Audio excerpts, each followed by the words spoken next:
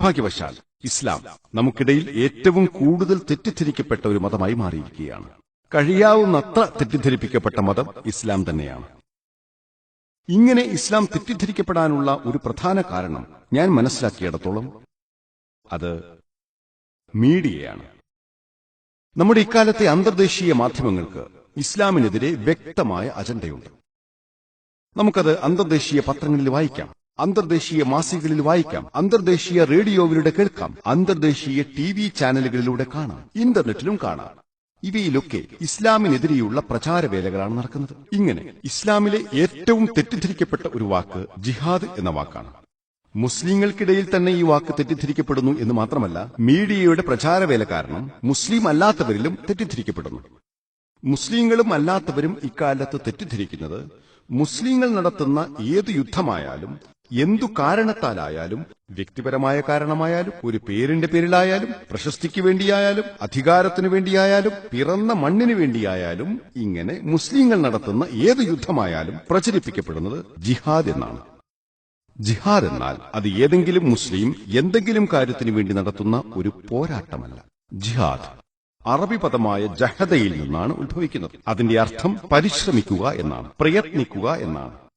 ഇസ്ലാമിന്റെ വ്യാഖ്യാനത്തിൽ ജിഹാദിന്റെ അർത്ഥം തന്നിഷ്ടത്തിനെതിരെ പരിശ്രമിക്കുക, പ്രയത്നിക്കുക എന്നൊക്കെയാണ്. ജിഹാദിന്റെ അർത്ഥം സമൂഹ നന്മയ്ക്കു വേണ്ടി പരിശ്രമിക്കുക, പ്രയത്നിക്കുക എന്നാണ്.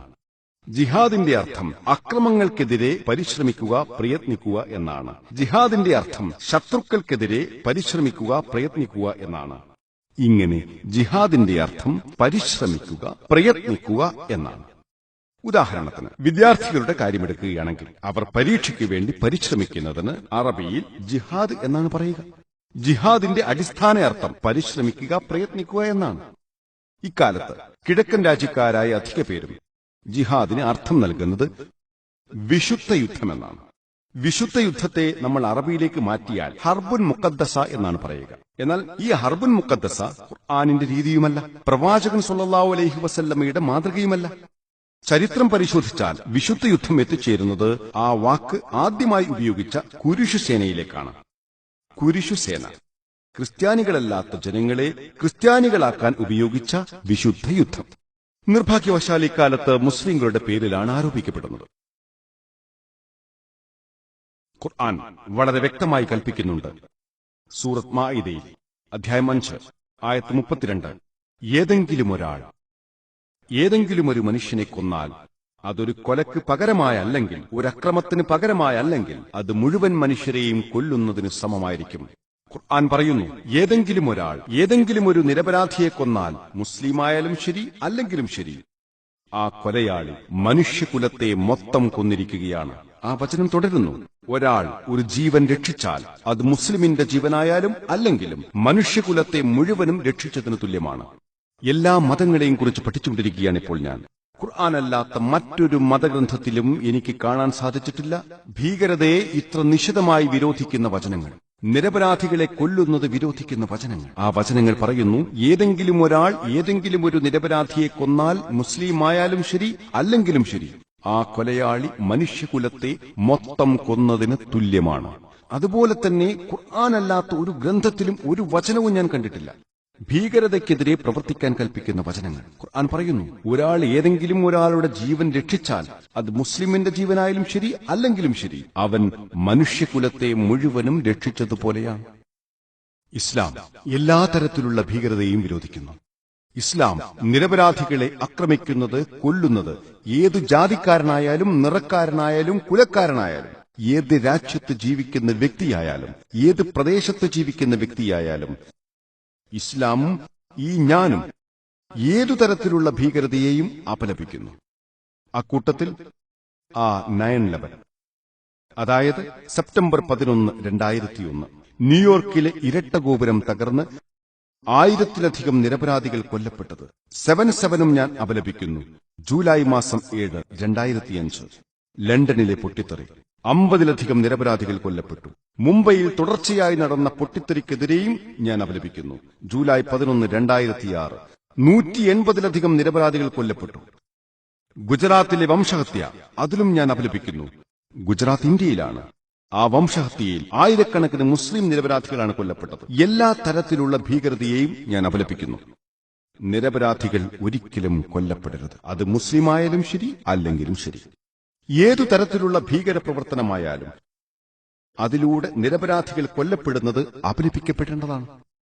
ചാവേർ പൊട്ടിത്തെറിയും അപലപിക്കപ്പെടണം. നമുക്ക് നാട്ടിലേക്ക് ടിക്കറ്റ് എടുക്കേണ്ടതുണ്ട്. അതിനിടയിൽ ഒരുത്തൻ കയറി വരുന്നു.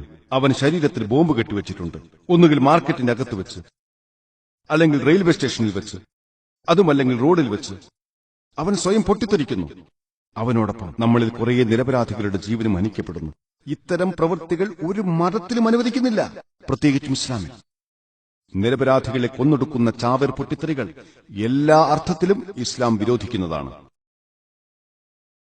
നിർഭാഗ്യവശാൽ ഇസ്ലാം മതത്തെ, ഭീകരതയെ എല്ലാ അർത്ഥത്തിലും വിരോധിക്കുന്ന മതത്തെ, കഴിഞ്ഞ കാലത്ത് എല്ലാ തരത്തിലുള്ള ഭീകരപ്രവർത്തനങ്ങളെയും അപലപിച്ചുകൊണ്ടിരിക്കുന്ന മതത്തെ ഈ 21-ാം നൂറ്റാണ്ടിൽ ഭീകരതയുടെ മതമായാണ് മീഡിയകൾ പ്രചരിപ്പിക്കുന്നത്. ഏതൊരു സമുദായത്തിലും ചില കറുത്ത കരങ്ങളുണ്ട്.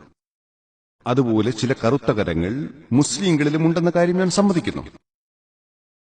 പക്ഷേ ഈ മീഡിയകൾ എന്താണ് ചെയ്യുന്നത്? മീഡിയ മുസ്ലിങ്ങളിലെ കറുത്ത കരങ്ങളെ മാത്രം എടുത്തുകൊണ്ട് മുഴുവൻ മുസ്ലിങ്ങൾക്കെതിരെയും അപവാദം പ്രചരിപ്പിക്കുന്നു.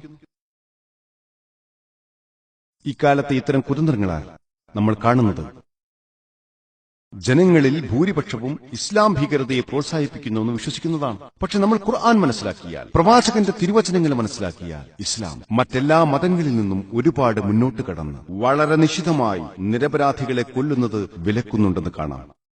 മീഡിയയുടെ വൃത്തികെട്ട കുതന്ത്രങ്ങൾ, മുൻവിധിയോടുകൂടിയ പ്രചാരവേലകൾ എനിക്കെതിരെയും ഉണ്ടായിട്ടുണ്ട്. 8 മാസങ്ങൾക്ക് മുൻപ് 2010 ജൂൺ മാസത്തിലെ ആദ്യ ദിവസങ്ങളിൽ UK-യിൽ എനിക്ക് ഒരുപാട് വേദികളുണ്ടായിരുന്നു.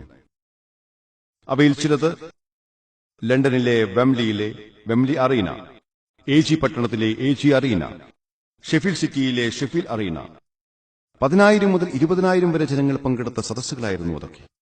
അവയെക്കുറിച്ച് നല്ല വാർത്തകൾ പ്രചരിച്ചിരുന്നു. മലേഷ്യയിലേക്കുള്ള എന്റെ യാത്രയുടെ 3 ആഴ്ച മുൻപ് ഒരു ലേഖനം സൺഡേ ടൈംസ് എന്ന മുഖ്യധാരാ പത്രത്തിൽ വന്നു. സൺഡേ ടൈംസ് കൊടുത്ത തലക്കെട്ട് മുസ്ലിം മതപ്രഭാഷകനെ ബ്രിട്ടൻ അനുവദിച്ചുവെന്നായിരുന്നു. ആ ലേഖനത്തിൽ എന്റെ സംസാരത്തിന്റെ ചില ഭാഗങ്ങൾ തെറ്റായി വ്യാഖ്യാനിച്ചും തെറ്റിദ്ധരിപ്പിച്ചും കൊടുത്തിരുന്നു. എന്നെ അവർ പരിചയപ്പെടുത്തിയത് മതപ്രഭാഷകനും ഭീകരത പ്രചരിപ്പിക്കുന്ന വ്യക്തിയുമെന്നായിരുന്നു.